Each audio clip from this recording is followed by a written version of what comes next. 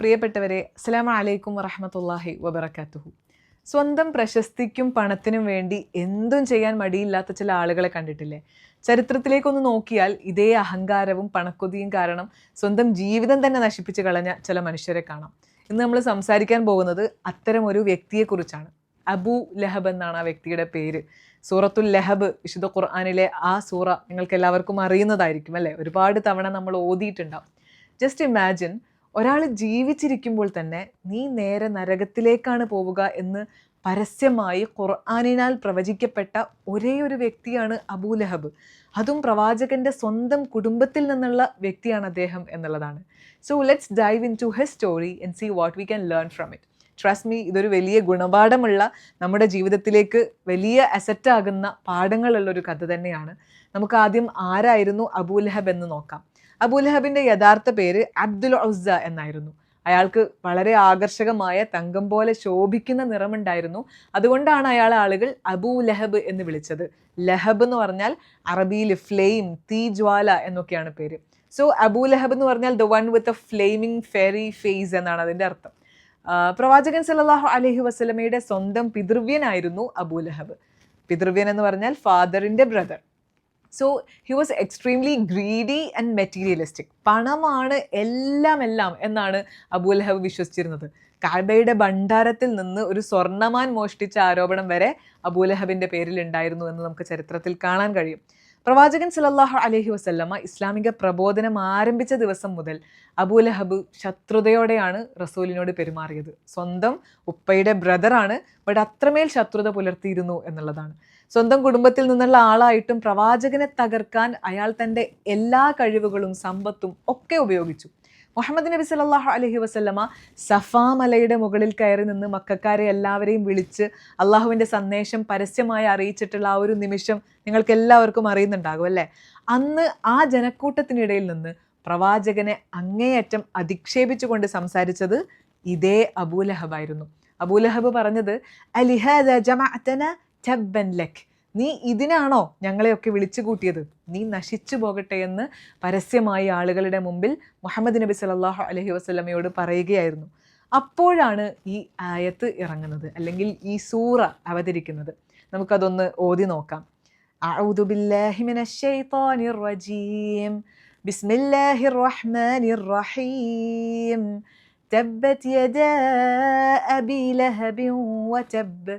ما أغنى عنه ماله وما كسب سيصلى نارا ذات لهب وامرأته حمالة الحطب في جيدها حبل من مسد. صدق الله العلي العظيم. ആദ്യത്തെ ആയത്തൊന്ന് എടുത്തു നോക്കാം അല്ലേ? തബ്ബത് യദാ അബീ ലഹബിൻ വതബ്. അബൂ ലഹബിൻ്റെ കൈകൾ രണ്ടും ഒടിഞ്ഞു പോയി, അവൻ നശിച്ചു എന്നാണ് പറയുന്നത്. തബ്ബത്ത്, ഇവിടെ തബ്ബത്ത് എന്ന് പറയുന്നത് പാസ്റ്റ് ടെൻസ് ആയിട്ടാണ് ഉപയോഗിച്ചിട്ടുള്ളത്, നശിച്ചു പോയി എന്നുള്ള അർത്ഥത്തിൽ. ഭാവിയിൽ നടക്കാൻ പോകുന്ന ഒരു കാര്യം 100% ഉറപ്പായും സംഭവിക്കും എന്ന് കാണിക്കാനാണ് ഖുർആനിൽ ഇങ്ങനെ പ്രയോഗിക്കുന്നത്. അതായത് അബൂ ലഹബിൻ്റെ തകർച്ച അത്രയും ഉറപ്പുള്ള കാര്യമായിരുന്നു. തബ്ബത്ത് യദാ അബീ ലഹബിൻ, അബൂ ലഹബിൻ്റെ രണ്ട് കൈകളും നശിച്ചു പോയി, ഒടിഞ്ഞു പോയി എന്നാണ് പറയുന്നത്. കൈകൾ ഒടിഞ്ഞു പോയി എന്ന് പറഞ്ഞാൽ അയാളുടെ ഫിസിക്കലായിട്ട് കൈകൾ മുറിഞ്ഞു പോവുക എന്നല്ല. ഒരാൾ എന്തിനാണോ തൻ്റെ പവറും എനർജിയും ഒക്കെ മുഴുവനായും ഉപയോഗിക്കുന്നത്, ആ ലക്ഷ്യം നേടുന്നതിൽ നിന്ന് അയാൾ കംപ്ലീറ്റ് ആയി പരാജയപ്പെടുക എന്നാണ് ഇതിൻ്റെ ഒരു അർത്ഥം. പ്രവാചകന്റെ മിഷനെ തോൽപ്പിക്കാൻ വേണ്ടി അയാൾ തൻ്റെ സർവ്വ കഴിവുകളും പണവും ഉപയോഗിച്ചിരുന്നു അല്ലേ? പക്ഷെ അവസാനം ഫെയിലിയർ മാത്രമാണ് ബാക്കിയായത് എന്ന് സൂചിപ്പിക്കാനാണ് തബ്ബത് യദാ അബീ ലഹബിൻ വതബ്. ഇരു കൈകളും പൂർണ്ണമായും നശിച്ചിരിക്കുന്നു, അദ്ദേഹത്തിൻ്റെ കഥ കഴിഞ്ഞു എന്ന് വേണമെങ്കിൽ അതിൽ നിന്ന് മനസ്സിലാക്കാൻ കഴിയും. മാ അഗ്ന അൻഹു മാലുഹു വമാ കസബ്. മാ അഗ്ന, ഒരു ഉപകാരവും ചെയ്തില്ല. അൻഹു, ആർക്ക്? അവന്, അല്ലെങ്കിൽ അബൂ ലഹബിന്. മാലുഹു വമാ കസബ്, അവൻ്റെ സമ്പത്ത്. മാൽ എന്ന് പറഞ്ഞാൽ സമ്പത്ത്, വമാ കസബ് അവൻ നേടിയതൊക്കെ. അപ്പോൾ ആ സമ്പത്തും നേട്ടങ്ങളും ഒന്നും തന്നെ അബൂ ലഹബിന് ഒരു ഉപകാരവും ചെയ്തില്ല എന്ന്. ഈ സൂറത്ത് അവതരിച്ച് ഏകദേശം 7-8 വർഷം കഴിഞ്ഞ സമയത്ത് ഇസ്ലാമിൻ്റെ കടുത്ത ശത്രുക്കളെല്ലാം ബദർ യുദ്ധത്തിൽ പരാജയപ്പെടുകയുണ്ടായി. ഈ പരാജയ വാർത്ത മക്കയിൽ എത്തിയപ്പോൾ അബൂലഹബിനത് താങ്ങാൻ കഴിയുന്ന ഒന്നായില്ല. അയാൾ വലിയൊരു മെൻ്റൽ ഷോക്കിലേക്ക് വീണുപോയി. പിന്നീട് 7 ദിവസത്തിനകം അയാൾ മരണപ്പെടുകയാണ്. വളരെ ദാരുണമായിട്ടുള്ളൊരു മരണമായിരുന്നു അത്. അയാളുടെ ശരീരത്തിൽ ഭയങ്കരമായ വ്രണങ്ങളും കുരുക്കളും വന്ന് പഴുത്ത് നാറാൻ തുടങ്ങി. A type of contagious skin disease ആയിരുന്നു വന്നത്. രോഗം പകരുമെന്ന് പേടിച്ച് സ്വന്തം മക്കളും ഭാര്യയും പോലും അയാളെ റൂമിൽ ഒറ്റയ്ക്കാക്കി ഉപേക്ഷിച്ച് കടന്നു കളയുകയായിരുന്നു. മരിച്ചു കഴിഞ്ഞ് 3 ദിവസത്തോളം ആ മൃതദേഹം ആരും തൊടാതെ അവിടെ തന്നെ കിടക്കുകയായിരുന്നു. ഒടുവിൽ നാട്ടുകാർ ചീത്ത പറയുമെന്ന് പേടിച്ച് മക്കൾ കുറച്ച് തൊഴിലാളികളെ കൂലിക്ക് വിളിച്ച് ഒരു കുഴിയിലേക്ക് മൃതദേഹത്തെ തള്ളിയിട്ട് മൂടുകയാണ് ചെയ്തത്. ആലോചിച്ച് നോക്കൂ, ഏതൊരു പ്രവാചകനെ തോൽപ്പിക്കാനാണോ അബൂലഹബ് തൻ്റെ പണവും അധികാരവും ഉപയോഗിച്ചത്, ആ പണത്തിന് അയാളെ ഒരു രോഗത്തിൽ നിന്ന് പോലും രക്ഷിക്കാൻ കഴിഞ്ഞില്ല. ഇതിനേക്കാൾ വലിയൊരു ട്വിസ്റ്റ് എന്താണെന്നറിയോ? ഏതൊരു ഇസ്ലാമിനെയാണോ അബൂലഹബ് എതിർത്തിരുന്നത്, ഏതൊരു ഇസ്ലാമിനെതിരെയാണോ മുഴുവൻ കഴിവും ചെലവഴിച്ചിരുന്നത്, ആ ഇസ്ലാമിലേക്ക് സ്വന്തം മക്കൾ പിന്നീട് കടന്നു ചെല്ലുകയാണ് ഉണ്ടായത്. പിന്നീട് അള്ളാഹു സുബ്ഹാനഹു വ തആല പറയുന്നു, സയസ്ലാ നാറൻ ദാത ലഹബ്, തീർച്ചയായും ജ്വാലകൾ ഉയരുന്ന നരകത്തിൽ അവൻ എരിയുന്നതാകുന്നു എന്ന്. വംറഅതുഹു ഹമ്മാലത്തൽ ഹതബ്, വിറക് ചുമട്ടുകാരിയായ അയാളുടെ ഭാര്യയ്ക്കും അതേ ഗതിയാണ് ഉണ്ടാവുക. അബൂലഹബിനൊപ്പം ഇസ്ലാമിനെ എതിർക്കാൻ മുന്നിൽ നിന്ന മറ്റൊരാളാണ് അയാളുടെ ഭാര്യയായിട്ടുള്ള ഉമ്മു ജമീൽ. അർവ എന്നായിരുന്നു അവരുടെ ശരിക്കു പേര്. അബൂ സുഫിയാൻ്റെ സിസ്റ്റർ ആയിട്ടുള്ള ഇവർ പ്രവാചകനോടുള്ള ശത്രുതയിൽ അബൂലഹബിനോടൊപ്പം തന്നെ മുഴുസമയം നിൽക്കുകയാണ് ചെയ്തത്. ഖുർആൻ ഇവരെ വിളിക്കുന്നത് ഹമ്മാലത്തൽ ഹതബ് എന്നാണ്. വിറകു ചുമട്ടുകാരിയായ അവർ കാട്ടുപടർപ്പുകളും മുള്ളുകളും കൊണ്ടുവന്ന് പ്രവാചകന്റെ വീടിൻ്റെ മുമ്പിൽ കൊണ്ടിടുമായിരുന്നു.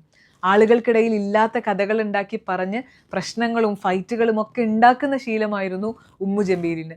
അറബിക് ലാംഗ്വേജിൽ ഏഷണി പറയുന്ന ആളുകളെ വിറകു ചുമക്കുന്നവർ അല്ലെങ്കിൽ തീ കൂട്ടാൻ ഇങ്ങനെ വിറക് വെക്കുന്നവർ എന്ന അർത്ഥത്തിൽ ഹമ്മാലത്തൽ ഹതബ് എന്ന് പറയാറുണ്ട്. നമ്മൾ തീപ്പൊരി എന്നൊക്കെ പറയുന്നത് അതല്ലേ, അത് തീപ്പൊരി ആയതുകൊണ്ടല്ല, അത് അല്ലേ ഒന്നിനെ കത്തിക്കുന്ന അല്ലെങ്കിൽ ഭയങ്കര ജ്വാലയുള്ള ഒന്ന്, ഏഷണി കൂട്ടുന്ന ഒന്ന് എന്നൊക്കെ പറയാൻ നമ്മൾ ഉപയോഗിക്കുന്നത് പോലെ. മറ്റൊരു കാര്യം കൂടെ അവിടെ അവരെക്കുറിച്ച് വിശുദ്ധ ഖുർആൻ പറയുന്നുണ്ട്.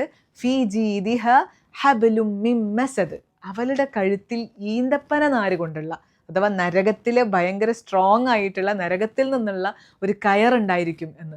ഉമ്മു ജമീൽ എപ്പോഴും വില കൂടിയ ഒരു മാല കഴുത്തിൽ അണിഞ്ഞിരുന്നു. ഈ മാല വിറ്റിട്ടായാലും മുഹമ്മദിനെ ഞാൻ എതിർക്കുമെന്ന് അഹങ്കാരത്തോടുകൂടെ അനൗൺസ് ചെയ്ത് നടക്കുമായിരുന്നു. താൻ ഒരുപാട് അഹങ്കരിച്ച് ആ മാലയിട്ട കഴുത്തിൽ തന്നെയാണ് നരകത്തിലെ കയറും മുറുകാൻ പോകുന്നത് എന്നുള്ളൊരു ഐറണിക്കായിട്ടുള്ള മുന്നറിയിപ്പാണ് വിശുദ്ധ ഖുർആനിൽ ഫീ ജീദിഹ ഹബ്ലും മിൻ മസദ് എന്ന് പറയുന്ന ആയത്തിലുള്ളത്. പ്രിയപ്പെട്ടവരെ, നമുക്ക് ചിലപ്പോൾ നമ്മുടെ കയ്യിൽ പണമുണ്ടാകാം, നമ്മൾ വിചാരിച്ചാൽ ചിലപ്പോൾ നമുക്ക് എന്തും സാധിക്കുന്ന അവസ്ഥയിലായിരിക്കും നമ്മളുള്ളത്, ഗുഡ് ലുക്കിംഗ് ആയിരിക്കും നമ്മൾ, ചിലപ്പോൾ ഉയർന്ന ഫാമിലി ബാക്ക്ഗ്രൗണ്ട് നമുക്കുണ്ടാവാം.